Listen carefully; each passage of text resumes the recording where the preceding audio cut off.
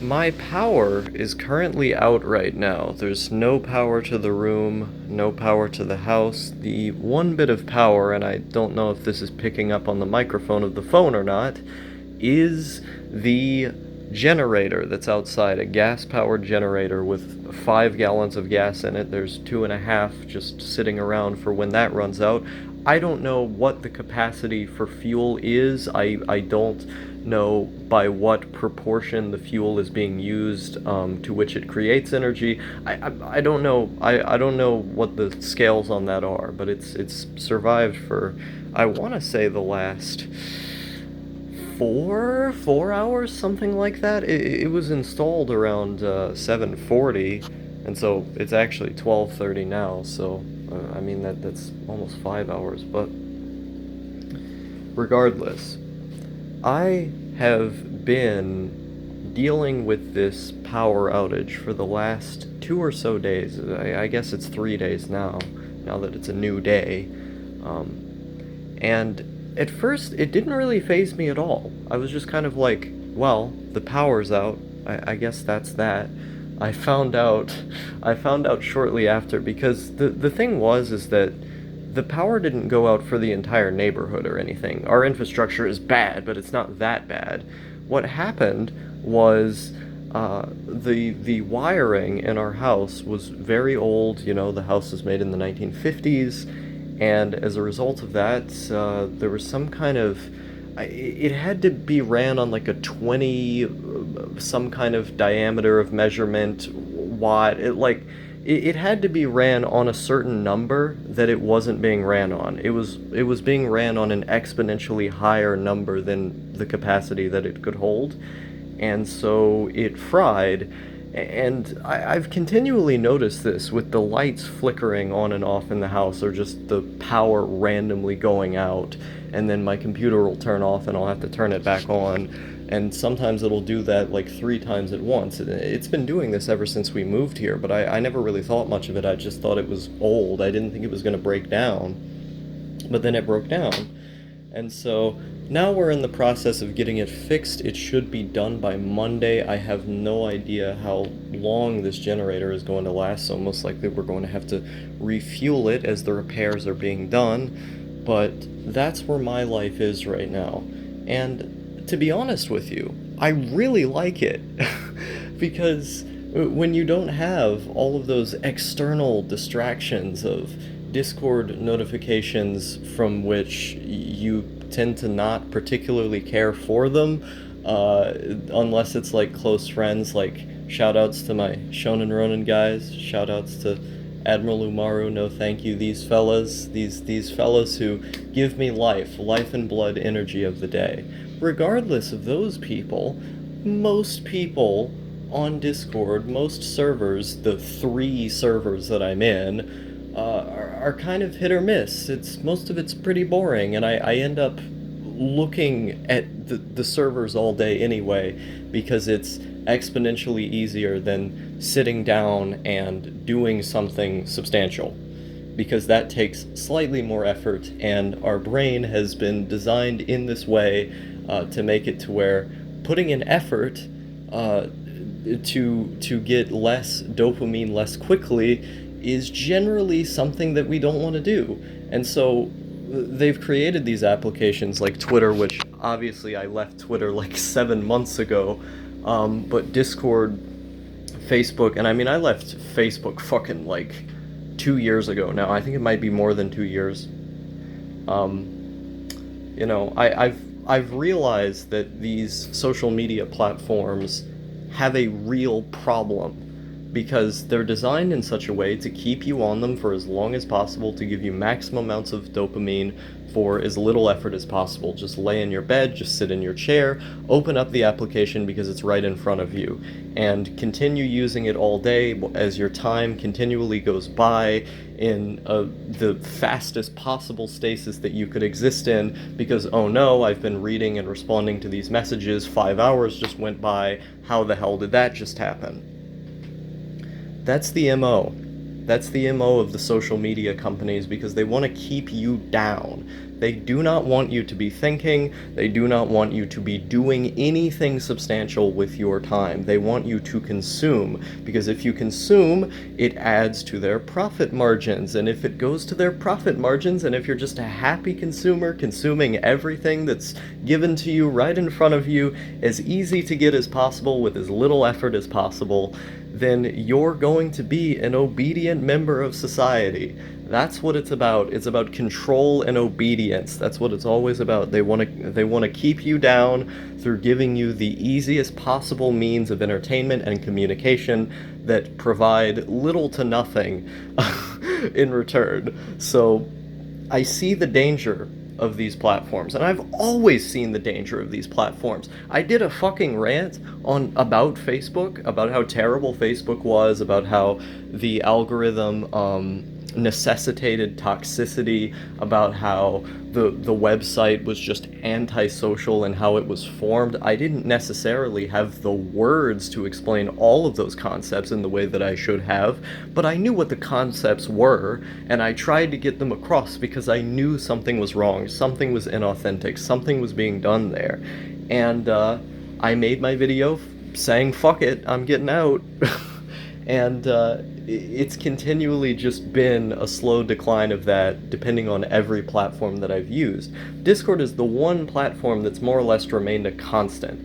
Yeah, I spend 3 or 4 days just randomly fucking off and doing whatever, spend 3 weeks reading about the Cultural Revolution and in a gigantic fucking list of books that I've made for myself.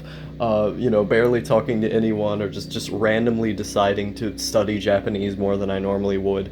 But otherwise, I use the website a lot. I use the application a lot. And I always have. There have been periods, sometimes very long periods, of me not using it, just deliberately, because I have other things that I want to do, or I get enveloped in a field of study or a video game or something like that. More or less, it's remained a constant. So, I can't really change that, because that's a social interaction medium right there. Like I said, those people who I listed earlier, they're like the life and blood of my existence. That, I consider... obviously yourself should be a big motivator, but other people are always going to be a motivator in some sense. We're social animals. We like to socialize. We like it when people say, I want to work with you, I want to collaborate with you, I value you as a human being, let's do something. I believe in your efforts, I believe in your work, I think you're funny. And then being able to respond back saying, I think those things about you as well. And they're quite nice.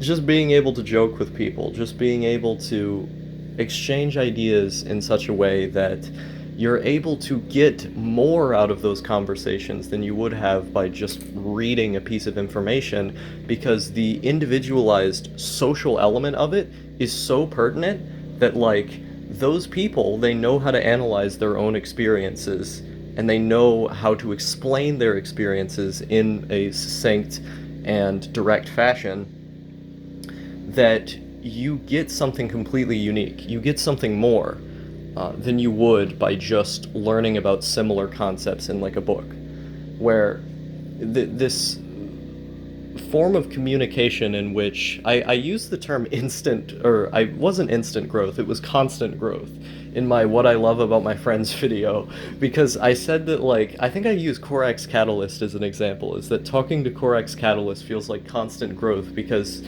we're always just building on one another's ideas. There's no silences when we talk, it's just point, and it just keeps going like that.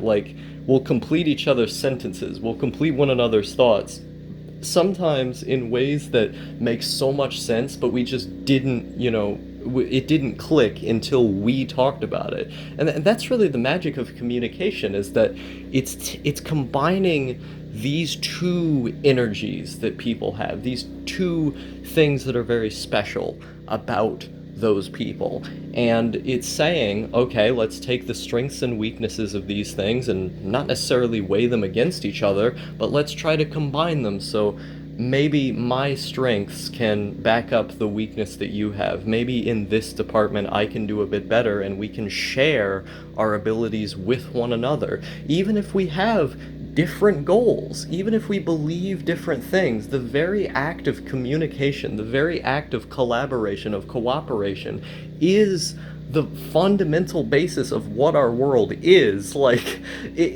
it's how we do things. It's how we get motivation. It's how we seek motivation. It's how we make human progress, is by cooperating with other people. And that's why, like, I talk to these anarchists all the time, for instance, is that I'm not a fucking anarchist. I think anarchism is retarded. Like, I've read over The Ecology of Freedom by Murray Bookchin, for instance. Hate that book. Absolutely hate it. I read the bread book and all this other stuff. And like, I can sit there taking extensive notes, just shitting on him and calling him a cuck and a utopian or whatever. But I'm gonna talk with people who believe in his ideas anyway. I may get a little bit angry sometimes, but that's just what people do when they debate things for long enough, or when they feel that, like, their personal their personal being, their essence, is somehow being put on the line in the conversation, a personal attack, if you will, which sometimes debates end up getting to. But regardless of the minor frustrations that may come about as a result of conversations like that, they're ultimately going to be productive because it's an exchange. It's an exchange of information, of ideas, and it's a collaboration of sorts, where we may not agree even on the fundamentals of a lot of these things, but we can nonetheless share our own experiences and our own abilities as people to make those things collectively, cumulatively better by putting our heads together. That's where that phrase comes from. Where do you think putting our heads together comes from? It comes from the fact that someone saw that, two people can do a better job together than one person can, and so why the fuck not? Why don't you have two people working on the project then, And I'm a misanthropic guy in the sense that I don't like to be a normie. I don't want to be a normie. And I've always considered this in the back of my head, especially when I made those videos saying, I want to leave YouTube, or YouTube is dead for Star. Star's going to leave YouTube. He's going to pursue the normie world, the normie existence. And where that came from was always this desire to be something that I simply was not. I've never had a majorly well-defined identity, and part of that is because I suppress so many of my emotions, because I outright pretend certain things about me just aren't there, as a sort of way to get acceptance from other people, or as a way to live out the days without having to experience the visceral the visceral pain that might be caused by accepting certain elements of one's identity, the things that have continually, cumulatively made up one's existence, the consistencies, the various consistencies that can always be seen throughout one's life, that to simply ignore those things, to put on a mask and pretend that something else is there in its place, is going to be easier when it's more socially acceptable. And that's been my continuous problem. And the only way to combat that is self-awareness, to recognize patterns, to analyze why those things come about in the first place. But that's an extensive process. It's an extensive process in which you're not only constantly questioning yourself, but you're also constantly reneging on the ideas that you came up with in the past. Perhaps one explanation that you may have thought was correct when put up to scrutiny, when shown in practice, turns out to not be true. Turns out to not be the reason why you are the way that you are, because in its practice it ended up not being correct. Pragmatically speaking, in reality, it was observable to not be true. And so you just have to keep trying at that point. Maybe one reason wasn't it, but the next one might. Maybe one method of conducting oneself wasn't it, but the next one might.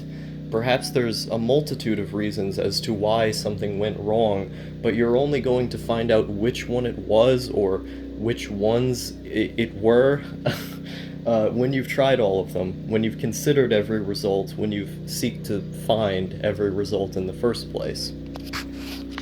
When I said I want to be a normie and I want to delete my channel and I'm sad and I'm depressed, man. I gotta be like everyone else, man. Where that came from was that very, very simple desire to deny my own identity and to walk in the path of someone else, to walk in the path of what everyone else wants you to be. It's very dangerous thinking, very, very dangerous. And I think growth, where it comes from, is that ability to not only embrace what's earnest, to not only embrace what you want rather than what everyone else around you wants. It's also the ability to do so while cooperating, while not giving up all of your ideals, while not giving up who you are, but instead being able to proudly say who you are in the face of other people, and to use such a thing as a means to an end, to use that earnesty, to use that truth, your own truth as it were, as a means to collaborate with other people, that when they speak their truth, when they show you their strengths and weaknesses, the fact that you are an honest and I was gonna say congealed, but I don't think that's the right word to use there. What's the word? An honest. There's a word that I want to use. It's for people with lots of people who've shown to be good again and again. Is it principled? I don't know if it's principled that I want to use. You can show that you're truthful, essentially, that you're authentic, and you're willing to show the good and the bad, and you're willing to be upfront about what it is that you're dealing with here.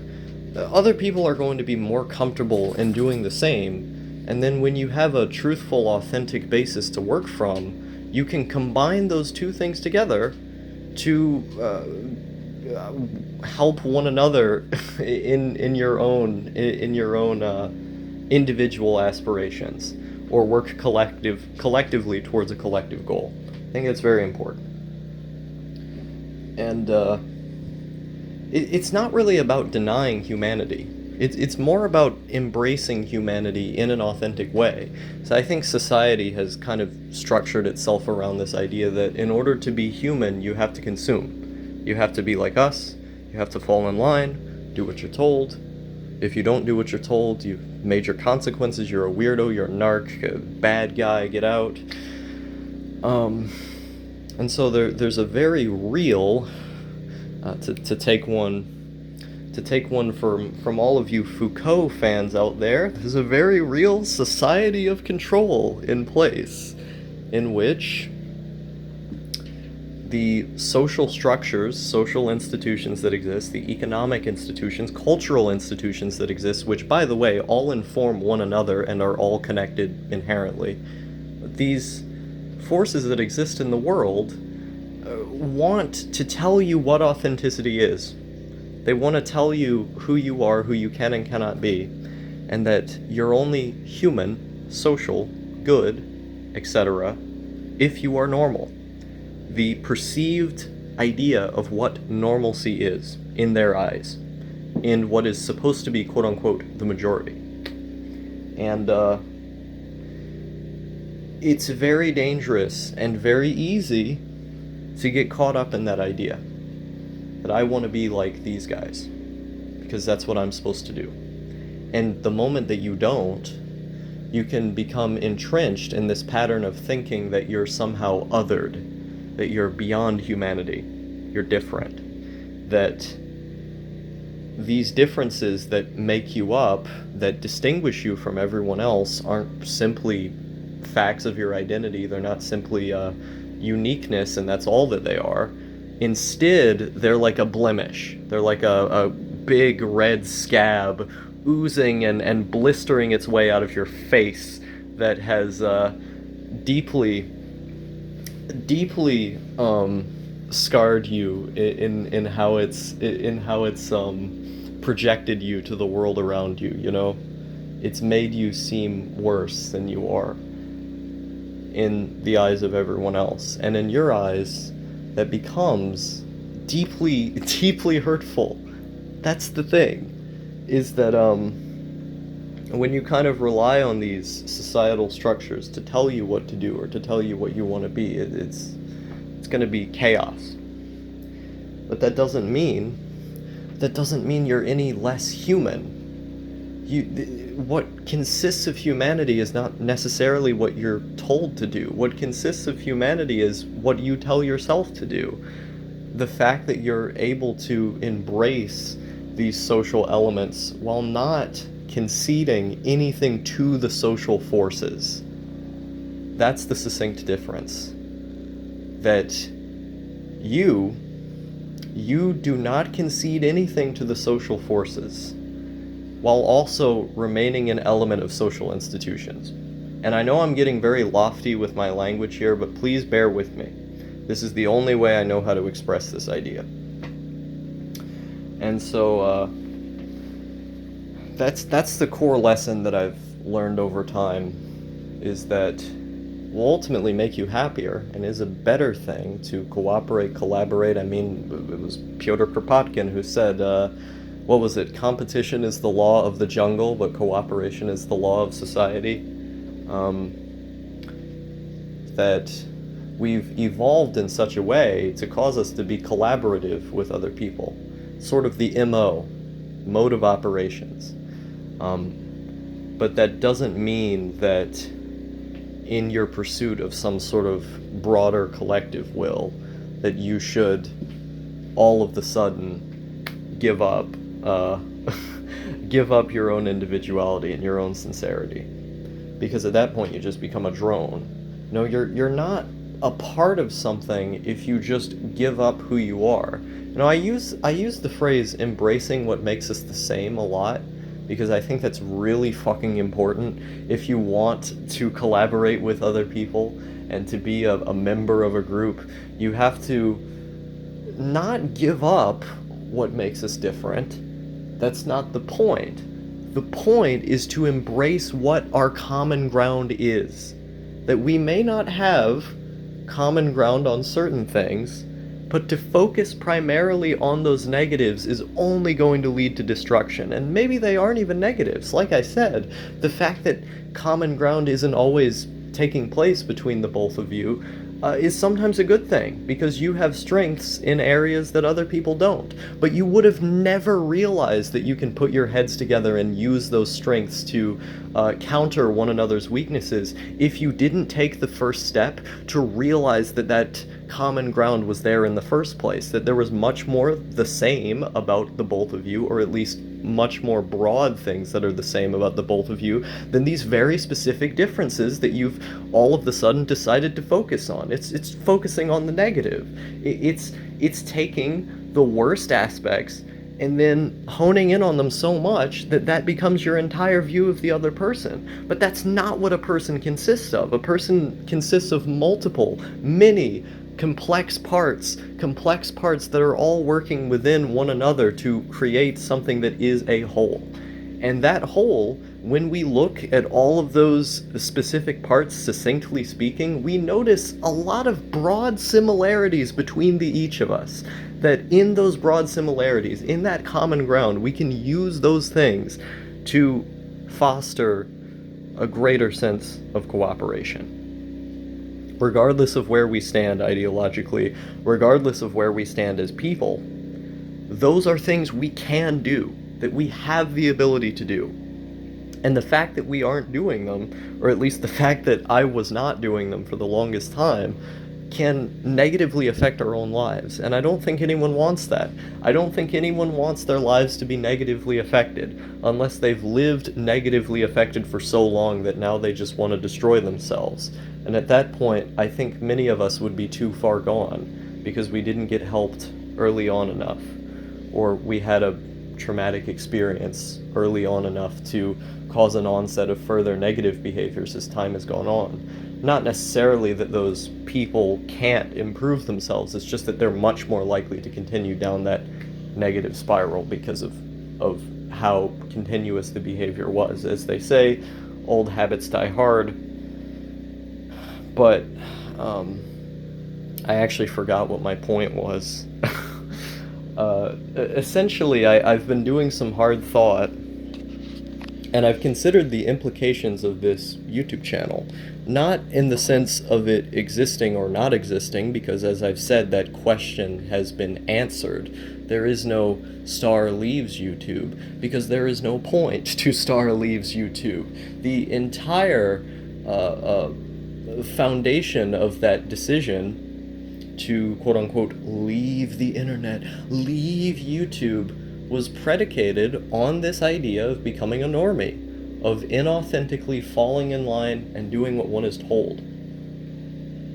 And as I said, that was predicated on a false basis, on a basis that would ultimately cause more suffering, more negative experiences than positive ones. And those positive ones are what one should focus on: fulfillment, purpose, a sense of duty, a sense of justice, a sense that your life is progressing forward in some way, that there is always upward mobility, that you're always constructing, building, doing more, being the most that you can, being the best that you can be, seeking to be even greater than you were last year, 10 years ago, 20 years ago, that it is always a continual process of upward mobility, of moving forward, of constructing, innovating, progressing, because those are the times that we're the most happy. And why would you not want to be the most happy all the time? Why would you not want to try and be in the most positive place that you can be, to feel as if your life is always progressing forward? The times in my life where I always felt the worst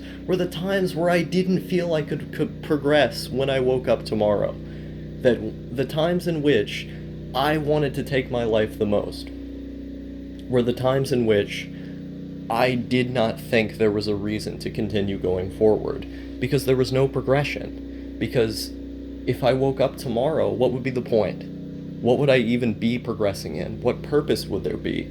This is why so many people ask the existentialist question, what is the purpose? How do I find the meaning in the meaninglessness and all this? But to look for such an answer, I think, is losing the forest for the trees.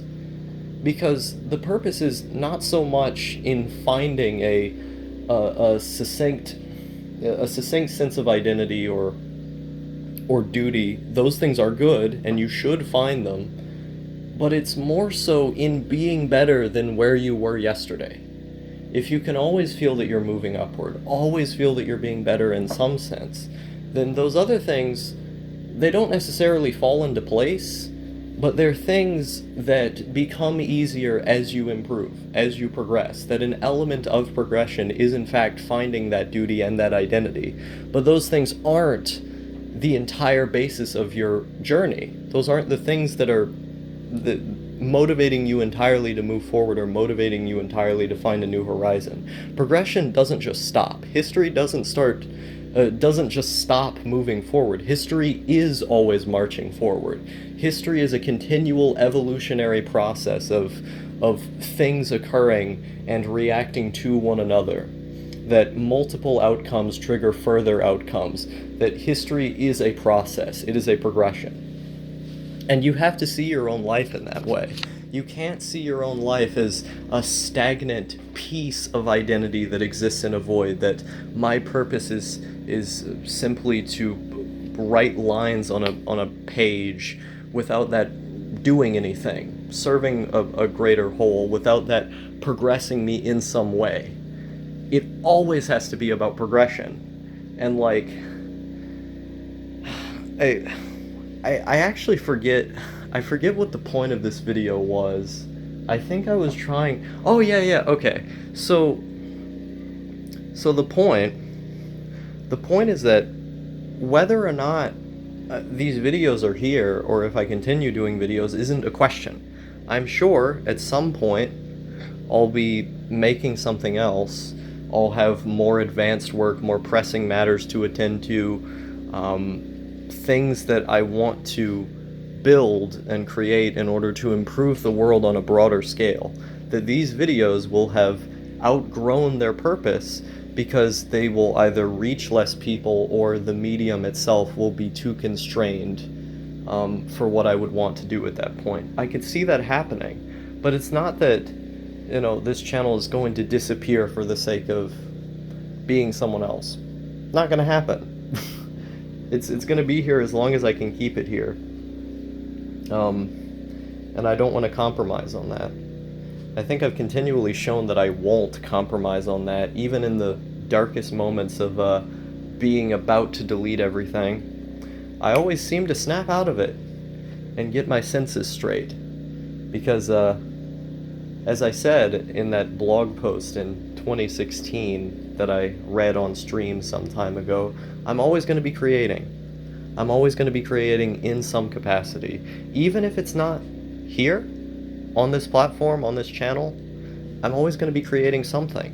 Because that's just what I've always done. That's how I derive a sense of progression. That's how I derive a sense of forward movement, of self-improvement, is by creating things. That my heart just desires it. That like a day would be more boring if I didn't. That my life as a whole would not do, like, I wouldn't be happy if I were not creating things.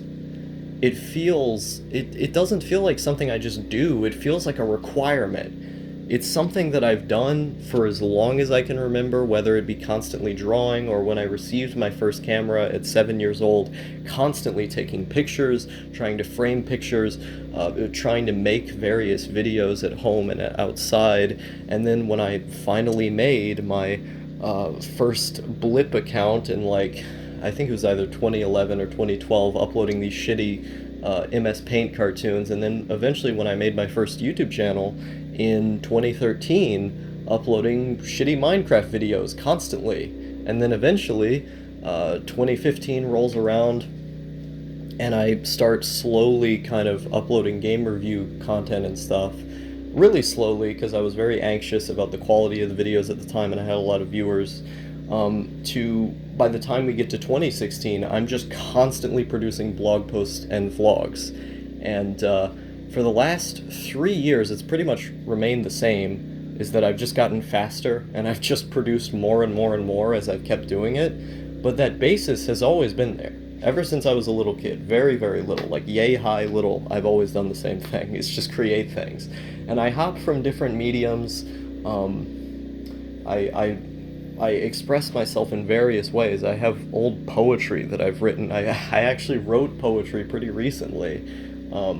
I have lots of blog posts that I just have on secret blogs or just entries that I've written in random assortments of books just around. Sometimes one of the best ways I can express myself is just jotting down a fuck ton of notes about a book that I read. And the act of doing that gives me a sense of satisfaction, of self-expression. I'm always going to be creating in some regard. It's always going to be there. But whether or not I keep doing this, it's really up in the air. You have to see how history moves forward. You have to see how my conditions change, how I change as an individual as a result of those things. And sometimes you just end up moving on to a higher field of creation.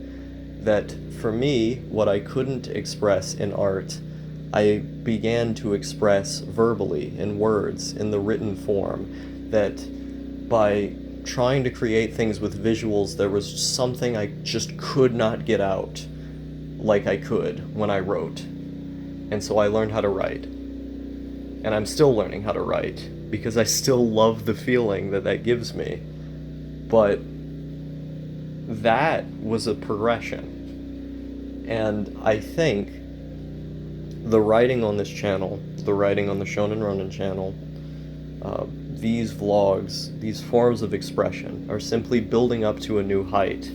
That where I progressed from when I was a 7-8 year old making shitty films on my shitty camera would have ultimately progressed into something similar but also different. Better, faster, stronger, a new superior model, one might say. And that's progression. It always needs to be there.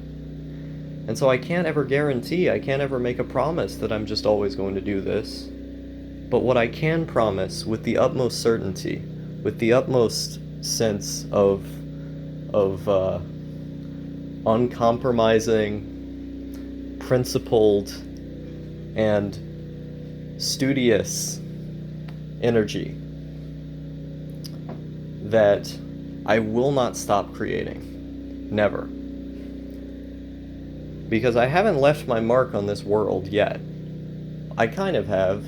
I've, from what I've been told at least, greatly improved a lot of people's lives with this channel. And I feel amazing about that. I'm really happy.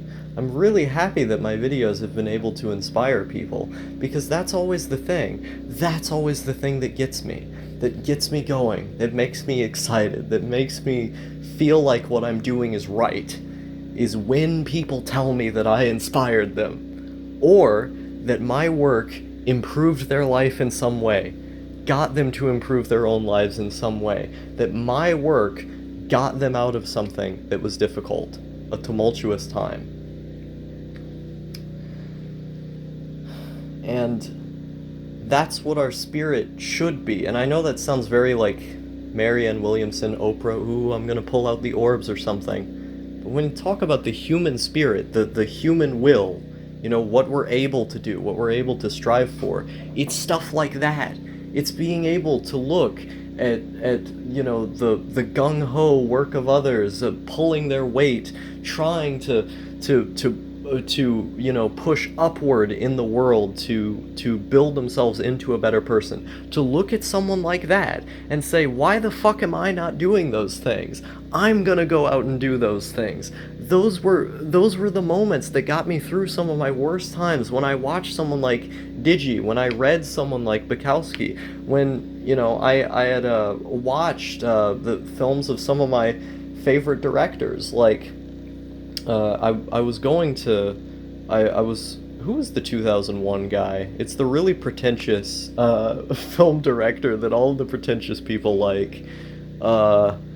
Kubrick? Yeah, it's Kubrick. Like watching, like, you know, Kubrick or Tarkovsky or these filmmakers who are really special, done really special work, or, you know, reading I don't know, what's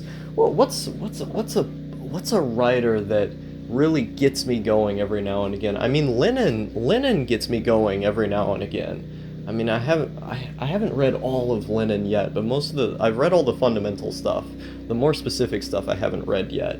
But, like, there are certain passages that he has in his books where he's talking about political economy, or the you know, the act of putting revolution into practice, that are so emotionally gratifying to hear. And I mean, Castro is much the same way. Like, when you read some of these lines that he's wrote, the pure inspiration behind them, the emotional magnitude of the things that he's saying, and then looking at the fact that these things existed in reality, it gives you a Gurren Lagann-esque force in your chest to make you pierce through the heavens, as one might say, to make yourself you know, a hero, to make yourself someone who, maybe not a hero in the broadest sense of the word, in what the entire world views you as, but a hero in your day-to-day.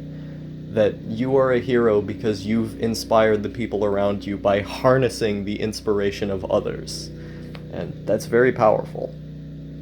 I know I sound like a spiritual guru here. I know I'm sounding pretty whack, but trust me, I'm getting to a point here.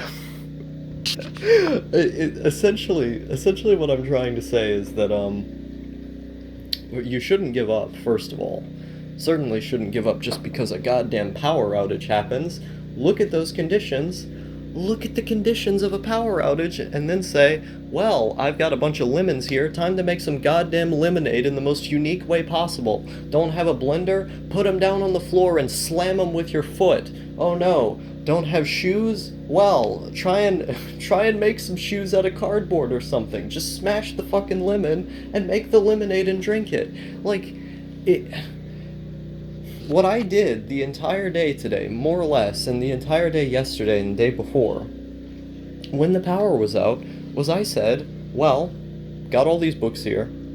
Some of them I haven't read. There's valuable information that I can derive from these materials. So, I'm gonna sit down, and if I don't understand a line, I'm gonna read that line again. I'm gonna read it until I understand it. And the moment the book gets boring, I'm gonna find a different way to read it. I'm gonna make my notes more interesting. I'm gonna break down the book into smaller sections where maybe it's daunting to look at a 200-page book, so maybe I'll just read 30 pages right now. And then in the next phase I read another 30. And then after doing that again and again, your time is up and the book is done.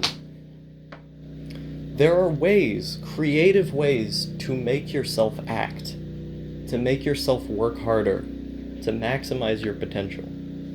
And if I just sat down and I said, this line is too difficult to read, this information is simply beyond my grasp, that I'm just not smart enough to attain it, then I would have never done anything in the first place.